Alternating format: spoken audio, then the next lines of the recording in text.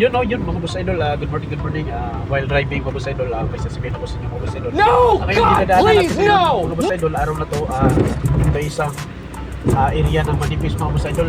Hindi natin mapakita yung area na front area mga boss idol kahit walang ulan, nagla-landslide. Hindi nakita mga boss idol, doon sa likod, nadaanan na natin. Ngayon, papasok na tayo ng Cebu City mga boss idol, yan, ulan pa rin. Makikita nyo yung lugar mga boss idol na pang-pang siya mga boss idol. Kaya pag dumaan kayo dito mga boss idol, dapat mindset, maganda yung kondisyon ng katawan mo, maganda lalo na yung sa isip mga boss idol, talaga Presence of mind. Presence of mind ka pag nag-drive mga boss idol kasi madulas, pang-pang, maliit yung karsada, maraming dumadaan at saka Delikado. super delikado dito mga boss idol.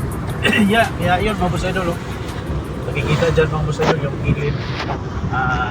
Ngayon mga boss idol, papunta kami sa city mga boss idol. Pwede dito dumaan, pwede din sa TCH mga boss idol, Central Highway mga boss idol, pwede din dito. At dito maganda para sa akin mga boss idol, mas shortcut tong manipis mga boss idol. Via manipis mga boss idol kasi less stress, less gasoline at madali lang madating yung saan pupunta mga boss idol. Yan, makikita yan mga boss idol, maraming dumadaan. Hindi matarik din.